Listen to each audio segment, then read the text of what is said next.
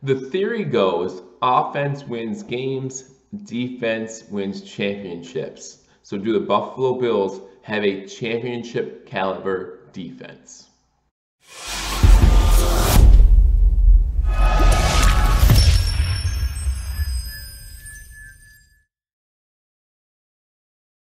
Ladies and gentlemen, welcome to Believers Talk. My name is Joe, and welcome to this defense report card edition of Believers Talk, where we take a look at the 2020 Buffalo Bills defense after 4 weeks and see how they are doing. Again, I feel like NFL teams try to break their season up into quarters. Well, we're done with the first quarter of the season. How have the Buffalo Bills fared? Earlier today, you saw me hang out with Clayton. If you haven't, you can check that video out after this one as we graded the offense. Now we're going to talk about the defense and have another very special guest to do that. So I hope you guys enjoy it. Again, if you haven't subscribed to Believers Talk, hit that subscribe button, like this video, and leave a comment as Jeremy from Where the Stampede breaks down this defense. Let me know what you think. Let me know if you agree or disagree. And again, make sure you check out Where the Stampede for a lot of great Buffalo Bills information. And I am honored to be joined by Jeremy from WhereTheStampede.com to talk about the Buffalo Bills defense. Jeremy, how are you doing today? I'm doing all right, Joe. 4-0. Bills are looking pretty good on offense. Defense, we got some issues there that we're working on, but can't complain at 4-0. Yeah, I mean, the most important number is 4-0. And so the reason why I brought you on here, same thing with offense and special teams, which will all be airing today. So make sure if you're hanging out with Believers Talk, hit that notification bell. I'll be posting all 3 videos, offense, defense, and special teams today on Saturday. So make sure you're checking out for that as we grade each individual unit. So I wanted to bring you on, talk about the defense, and we'll talk about each unit individually, and then I want an overall grade. So you ready for this? Let's do it. All right, perfect. So we're going to start with that defensive line, the defensive line, which, I hear a lot of people talking about the lack of pressure that we're getting on the quarterback, but I don't think people realize, and it's been silent, I think, we are currently ranked 11th in sacks. I mean, we're not like that terrible. We're averaging 2.5 sacks a game. I know people want more, but that's something that, like, I don't think when I said that stat, people would be like, oh, I didn't realize we were even that decent. But how do you feel about the defensive line, especially both Butler and Jefferson, 2 off-season acquisitions? So I like Butler as far as the defensive line goes, especially if you look at the sack he had against the Raiders this past game on that critical 3rd down. I think that was huge for him. He's a guy that can come and disrupt the running lanes when he can get in there. As far as the defensive line as a whole, I would like to see more pressure. I have concerns. Part of it falls on the secondary, but when we have 3 300-yard passers, the only one not being Sam Darnold, because let's be honest, that game was a train wreck for the Jets from the start. I've got concerns about getting to the quarterback. They're getting too much time to throw. They're making the throws. We've got to put a little bit more pressure on there. But I'm happy with its progression at this point. Different as that sounds from what I'm saying. Again, one thing you got to keep in mind is there's no preseason. So these guys are coming in playing the first 4 games, and that's essentially their preseason to get the rust off. You've got a lot of new acquisitions on the line. You've had a lot of changes to the defense. Obviously, Starr is out. We lost Phillips, and he's gone this year. So there's been a lot of changes, and so far the line's looking okay. They need to put more pressure on the ball, though. Yeah. I mean, you think about the Rams game too. You think about the gap integrity of the running lanes as well as something that has to be concerned to some degree, especially coming up. Hopefully, playing the Tennessee Titans this week and going against a guy like Derrick Henry. We did a good job against Josh Jacobs. So, it just seems like feast or famine. Another guy on this defensive line I want to talk about, a guy that some people in Bills Mafia are upset with. Some people are saying he's a bust already. AJ Epineph. What are your thoughts about the Buffalo Bills 2nd round pick? And remember, like you just said, no preseason for these guys. Their 4th game is like that last preseason game. AJ Epineph didn't even play the first week. So what are your thoughts on him? I think it's too early to tell. I think you can't write off a guy that we drafted, that high this early in the season. He's got to have time to get into it. The speed of the NFL is vastly different than what's in college.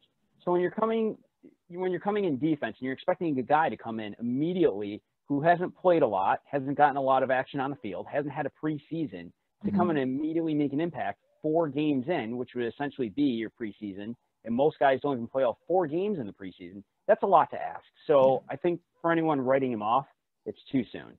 Yeah. And you've got to believe in the coaching staff. You got to believe McDermott and Bean that they've done their research, they've done their homework, they believe he was a good fit for this team. And if we look at the history of those two guys running this team, I feel pretty comfortable in those decisions they're making. If they're drafting a guy that high, they're confident he's going to have the ability to do what he needs to do. Yeah.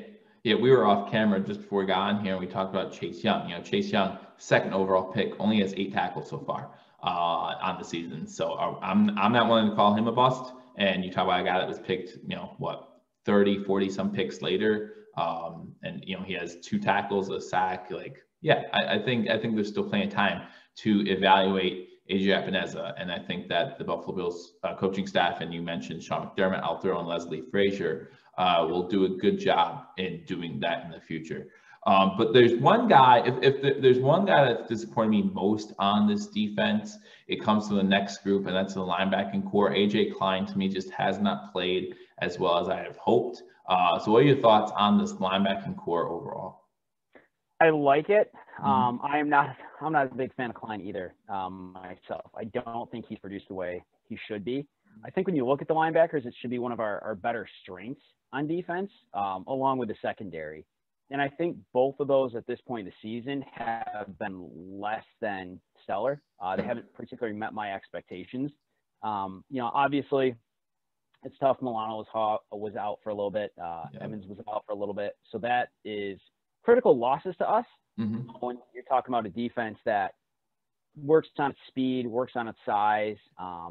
Milano's a big guy. He just flies around the field. He's very intense. And when he's not on the field, it's definitely different, especially same thing with Edmonds. You take him out of the mix, that's a critical loss.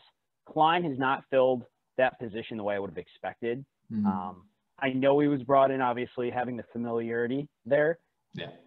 But I don't know if it's a defensive fit. I don't know if it's players around him, or if it's just getting used to the scheme, that the Bills are running, because obviously things have changed since his time in Carolina, in different play calls. So I would like to see him do better, ultimately.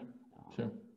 Yeah, I think you look at the game without Milano and Edmonds, and again, we might be without Milano again for a little bit here as he continues to nurse an injury, which also might be part of the reason why he hasn't produced as much as we're used to so far in the early parts of the season. And I think about that game where they both didn't play. I think about the job Dotson did. I thought he did a pretty serviceable job. And so I look at the depth of the linebacker position. I know it's not where we want it to be, but I don't think it's as critical as Bills Mafia thought going into this season. I would agree with that. I like Dotson a lot. I thought he played great when he came in. I was impressed with the plays he made. He's got a pretty good intensity. You can tell he's excited. And the players seem to really like him. So that's a good thing to see as well. Yeah. And you talk about, we talked earlier about there being no preseason, and that even takes a bigger impact on guys when they have to miss early parts of the season due to injury. And we saw it with Edmonds and Milano. So hopefully now they're getting their legs underneath them a little bit. Tremaine Edmonds seems to be, if that fourth quarter against the Las Vegas Raiders is any indication, it looks like this defense might be starting to step it up a little bit. And that kind of leads me into our next unit, because I think it's one guy in particular from our next unit, which are defensive backs, our cornerbacks in particular, that really stepped up in his first game with the Buffalo Bills, and that was Josh Norman. So talk about Josh Norman, the addition that he's been in his short time now with the Buffalo Bills, and obviously, what about Tre'Davious White? What are your thoughts on him so far this season? So I love the Norman signing. I talked about it on my podcast back when we signed him. I thought it was great. $6 million for a year, fine. You want to give us a Pro Bowler with that kind of talent, where he's a guy that in Carolina, they literally built the defense around him. To get him at that cost, because he had such a fallout in Washington, was a bargain to me, 100%. And you can tell, his first game in, he gets a critical fumble that he forces, and the guy just still can fly around the field. And I think for him, a lot of it is he's got that chip on his shoulder. He knows he's talented. He knows he's got the skill. He knows he should be a starter, and he's going to go out there and prove it. And that's exactly what you would have expected to see him in that first game, getting the extra once Levi went down. I have said this as well. I'm not a big Levi Wallace fan. I have not been. I'm still not. I think he's serviceable, but that's where it kind of begins and ends for me. So I would like to see Norman turn into being the starter on a regular basis. which I would be much happier about. So White this year, not as impressed as I was hoping I would be. But it's hard, when you're a guy that plays at that kind of an elite level, to keep that up consistently year over year is not easy to do. You're going to have years, you're going to have times where you start to fall off a little bit. It doesn't mean that he's not able to do the job. It's just, I think he's being a little bit more exposed. And same thing. I think a lot of it is the rust coming off. I mean, if you look at the NFL as a whole, right now, there's more points being scored in the first 4 games than there have been since, I think it was like 1970. So defenses are either getting worse or easier to get by, or offenses are just that much better. So I think everyone, as far as through the first 4 games, you have to take with a grain of salt, and you kind of have to use that as a baseline now and look at what's going forward. Because again, no preseason, guys are getting the rust off, they're getting back into game shape. Everything's kind of been turned on and off from week to week. So Norman's going to be good as long as he continues to get playing time, and White will get better. I think that for him, this is just getting used to it, getting back into season shape. I'm not in any way concerned about him. Yeah, and I would even say, you look at the first 4 matchups, Trey White, from what I could tell, and someone might be able to tell me I'm wrong, but he's allowed 2 touchdowns. One against Cup from the Rams, who beat him on a in route, and unfortunately White couldn't get past our linebackers fast enough to get an angle to give them in the end zone. And then he tried to help out against Gesicki when he played the Dolphins. And listen, I don't know if people missed that game, but Gesicki's going to be a problem for a lot of teams for a long time. He's a beast at tight end, and so you look at Trey White, who shouldn't be matching up against a tight end. But that's just the matchup. That's where he was on the field at that time. It worked out for the Dolphins in that case. But now I do, and you talk about Levi Wallace. Unfortunately, Levi's on the IR now. So you will be seeing a lot more Josh Norman, but hopefully Josh Norman earns that number 2 CB spot. And so when Levi comes back, like you said, he'll be a serviceable backup. He'll be able to be added to the rotation. But hopefully Norman will get more snaps in those instances. So moving on to the safety position, we talk about Poyer and Hyde, obviously our main guys, but they've been dinged up from time to time this season. So talk about that a little bit. Well, I think it's like anything. You're going to get wear and tear. These guys have been pretty healthy throughout their careers for the most part, and I think now age and wear is starting to come in a little bit. I always get concerned when I see one of them go down, because I always think of them as the dynamic duo back there. They play off each other so well. I feel like they're 2 of those teammates that don't need to talk to each other ever. They just somehow subconsciously know what's going on, like if they're twins. So anytime you see one of them go down, my first thought is, okay, please don't let this be bad. Please don't let this be for long. Because you take those 2 guys out of the mix, and then we have serviceable guys in the back, but it's not to the same level. They play at such a high level. You take one of those guys out of the field, it just disrupts everything in the secondary. And that, even on its own, again, it hasn't been the best this year either.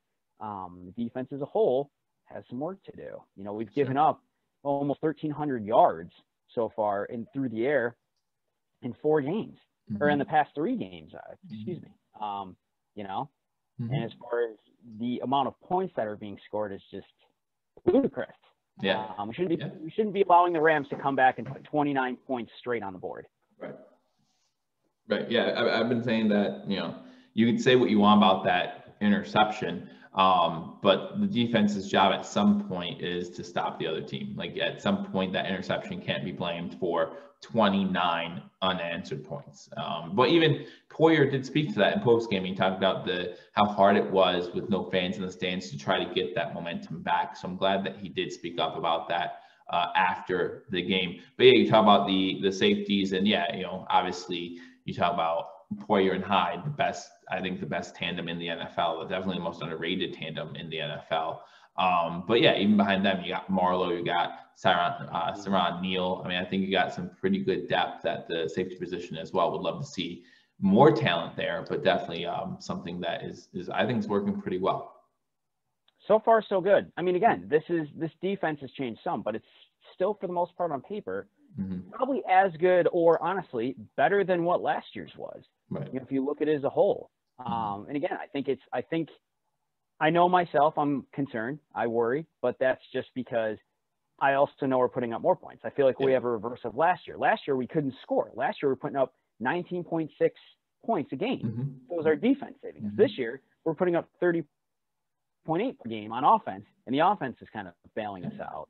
So I feel like we're almost in reverse, but I feel better if that's the case this year, because we still have a solid defensive core. I think, again, on paper, in reality, they're going to be good as the season goes on. They're going to continue to get better, but we're also putting the points on the board this year. Right.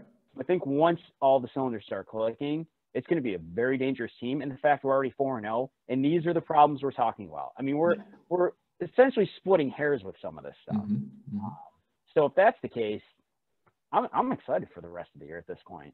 Man, anyway. Yeah, absolutely. Yeah, I completely agree with you. And guys, again, if you haven't already checked out boythestampede.com, all the stuff's gonna be linked down below. So make sure, in the description down below. So make sure you check it out. Join Boy the Stampede as they continue to move forward. And I know that Jeremy has some cool ideas coming up here soon. Has the podcast still going on as well. So make sure you check that stuff out. But now I do want to talk about the mastermind behind our defense. And, there's part of me that watches this defense. And, I talk about a lot in my live streams during the games. It almost has the feel of a bend, don't break defense. And that has gotten broken from time to time. But I wonder when Leslie Frazier is going to turn on that aggressive button. I think some of this is like a feeling out process with those new pieces. How do you feel Leslie Frazier is done, and what do you think his plan is here in the future? So I think with Leslie Frazier, I think one thing is, and I think this was a good move, is they're not taking play calling duties away from him. I think there was some concern about that as far as how the defense was performing. Did McDermott need to take it over, move it to someone else? And they're not doing that. And I think that's the right move, first of all. I don't think there's a reason to hit the panic button yet. If we were the New York Jets and we were 0-4 and you're trying to figure out any possible way to put out the dumpster fire that they have there, that's a different story. I think at this point you kind of let things feel themselves out. I think Frazier's trying to figure out where these new pieces fit, how the defense is going to work together with some of these changes, as minor as they may be. And injuries, you've had a couple of key injuries, a few games here and there, so you haven't had your defense together as much as you would like to see as far as a starting unit.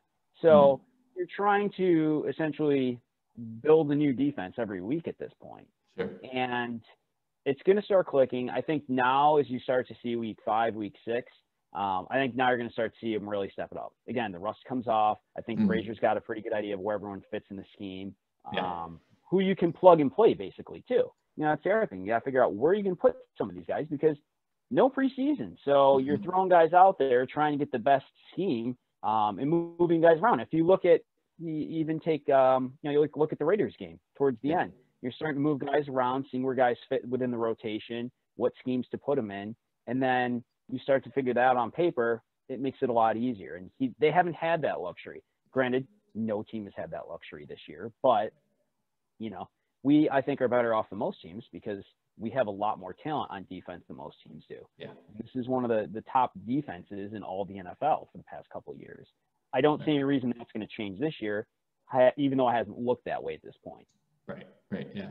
I do wonder what's going to happen again, hopefully the game gets played on Tuesday with the high school Titans team that's going to be on the field, because we go from playing a high school based Titans team to playing the Super Bowl champions, right? We're going to be playing the Kansas City Chiefs after that. So I wouldn't be surprised, and I'm saying this now, if we play a very vanilla looking defense on Tuesday, not giving any signs of how we're going to play Patrick Mahomes and the Kansas City Chiefs on Sunday, because it's a short turnaround. And again, this game on Tuesday, to me, and tell me if you disagree, but I think we all agree in Bills Mafia, it should simply be best on best, and we're better than them, we'll beat them. Like we should be able to play a vanilla style defense, a vanilla style offense, and still get the job done, in my opinion. No, and I 100% agree with that. I think you're going to see a lot of rotation on defense. I think you're going to see them move a lot of guys. They're going to move a lot of second string guys. And I think for most of the games, especially if we get up, you want to keep those guys fresh. You don't want to risk injuries in a game like this that you shouldn't have to worry too much about. The other thing I want to see, I know we're talking about defense, but I want to see an offense here, is I would like to see a little bit more running. Sure. I said this on the podcast. We have running backs. Let's use them. It's in the name, running. Especially because of time of possession. That's the thing with defense that we got to look at too, is the time of possession. Right. The past 3 games, it's been 95 minutes to the other team. So we're not even winning time of possession battles because Right. we're just throwing. And that's great. Josh Allen's killing it. But Right. we need to be conscious of that. And we need to keep these guys fresh. We can't have them on the field all the time. So I think we need to do a little bit better job managing the clock. Sure. That's one of my big concerns with the defense. You know, they start getting tired. It's early in the season, granted, no preseason, but still, the way games are moving around, the way everything's going with the NFL, we don't even know half the time when we're playing games. So you've got to be really conscious of how you're deploying your defensive team and how much time they're on the field right now. Because might be playing a game Tuesday, might be playing a game next Thursday. Who knows? Could be a Wednesday. Who knows? Saturday morning. I joke that, but I truly believe this. We could probably start Matt Barkley on Tuesday and win this game easily. Like I truly believe that. I mean, I just don't have any questions about that. So, but we'll see what happens. But Jeremy, I do again thank you for joining me for this defensive breakdown. So before I let you go, I've been doing this with the other two units. I'm going to do this with you as well. Give me a grade, A through F. How is this defense doing after 4 weeks? Oh man, you're putting me on the hot seat here. Absolutely. All right. I'm gonna go with the C plus. Okay. I'm gonna go with the C plus. I'm gonna keep it kind of middle of the road. I've got concerns with third down conversions. They're allowing almost 50% right now. I'm not happy with the time of possession, the points that they're giving up right now. That being said, I'm confident that moves to a B plus, A minus range here pretty quickly. Okay. But if I'm putting them on a measuring stick with everybody else right now, to me it's like a C. Okay, no, that's fine. I was close to that. I was thinking B minus. So yeah, we're about in that same range. And listen, I think we could both agree that with our defense having struggles, we trust Leslie Frazier and Coach McDermott to figure it out. If our 100%. offense was having these type of struggles, I don't think we'd be given the same speeches and be bailing out Brian Dable. We'd be like, no, just get rid of him. So it's good to have these problems at 4-0. Yeah, and exactly. Like I said, it's almost like a flip-flop this year. Dayball's got the offense figured out, and we're putting up points, and defense is struggling a little bit, but I feel better with the defense struggling than I would with the offense. Yeah. So. Yep, 100% agree. So again, thank you for joining me, Jeremy. And again, guys, if you haven't checked out Beware the Stampede, all the links are down in the description below. Jeremy has a podcast on BewareTheStampede.com, so be sure to check that out. We've been working together on certain giveaways, and we haven't done one yet this year, so be sure to be on the lookout for that. It's gonna be a lot of fun. But again, thanks for joining me.